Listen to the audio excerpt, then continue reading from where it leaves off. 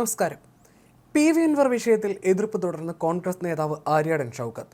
Office പൊളിക്കലല്ല UDF പ്രവേശനത്തിനുള്ള മാനദണ്ഡമെന്ന് KPCC ജനറൽ സെക്രട്ടറി കൂടിയായ ആര്യാടൻ ഷൗക്കത്ത് വ്യക്തമാക്കി. 9 കൊല്ലം MLA ആയിരുന്ന പി.വി. അൻവർ കർഷകർക്കും ആദിവാസികൾക്കും വേണ്ടി ഒന്നും ചെയ്തില്ല. അൻവറിന്റെ വരവോടെ ജില്ലയിലെ കോൺഗ്രസ് കമ്മിറ്റിയിൽ അനൈക്യമുണ്ടാകുമോ എന്ന കാര്യം കൂടി വിലയിരുത്തി വേണം നേതൃത്വം തീരുമാനമെടുക്കാനെന്നും ഷൗക്കത്ത് വ്യക്തമാക്കി. DFO ഓഫീസിൽ കയറി ബഹളമുണ്ടാക്കിയതിന്റെ പേരിൽ അൻവറിനെ UDFിൽ എടുക്കേണ്ട ആവശ്യമില്ല. UDFിലെ മറ്റേതെങ്കിലും പാർട്ടിയിലേക്ക് പോകുന്നതിന് കോൺഗ്രസിന്റെ അനുവാദം വേണ്ടെന്നും ഷൗക്കത്ത് പറഞ്ഞു.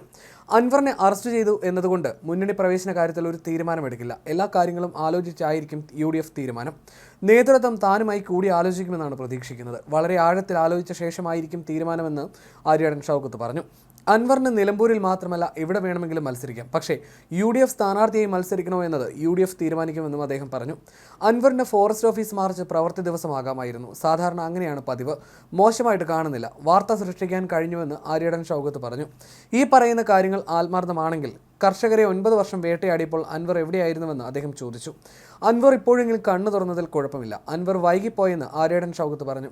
വനം മന്ത്രിയും സർക്കാരും ആദ്യം മുതലേ ഉണ്ടായിരുന്നില്ലേ എന്ന് അദ്ദേഹം ചോദിച്ചു. ഇപ്പോൾ കർഷകർക്കും ആദിവാസികൾക്കും വേണ്ടി രംഗത്തെത്തിയതിൽ മോശമായി കാണുന്നില്ലെന്നും അദ്ദേഹം പറഞ്ഞു. എന്നാൽ ഇത്രയും നാൾ എവിടെയായിരുന്നു എന്ന ചോദ്യത്തിന് അൻവർ മറുപടി പറയണമെന്ന് ആര്യാടൻ ഷൗക്കത്ത് പറഞ്ഞു. അതേസമയം അൻവറിന്റെ മുന്നണി പ്രവേശനത്തിൽ UDF തിരക്കിട്ട് തീരുമാനമെടുക്കില്ലെന്നാണ് റിപ്പോർട്ട്. കൂടുതൽ ചർച്ചകൾ അനിവാര്യമാണെന്നാണ് കോൺഗ്രസ് നേതാക്കൾക്കിടയിലെ അഭിപ്രായം. KPCC ഭാരവാഹി യോഗത്തിലും വിഷയം ചർച്ചയാകും. UDFിൽ ഏതെങ്കിലും ഘടകകക്ഷികൾ വിഷയം ഉന്നയിച്ചാൽ ചർച്ച ചെയ്യും. അതേസമയം അൻവറിന്റെ കാര്യത്തിൽ അടുത്ത UDF യോഗത്തിൽ ചർച്ചയുണ്ടാകുമെന്നാണ് നേരത്തെ മുസ്ലിം ലീഗ് നേതാവ് PK കുഞ്ഞാലിക്കുട്ടി പറഞ്ഞത്. പിന്നാലെ VD സതീശൻ എതിർപ്പ് അറിയിച്ചു.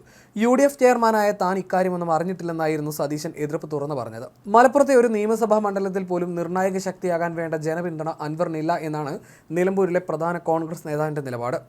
ലീഗിലെ ചില നേതാക്കൾ അൻവറിനെ എതിർക്കുന്നു. എന്നാൽ മുതിർന്ന നേതാക്കളിൽ പലർക്കും അൻവർ വരട്ടെ എന്ന താല്പര്യമുണ്ട്. UDFിലെ RSPയും അൻവറിനെ അനുകൂലിക്കുന്നില്ല.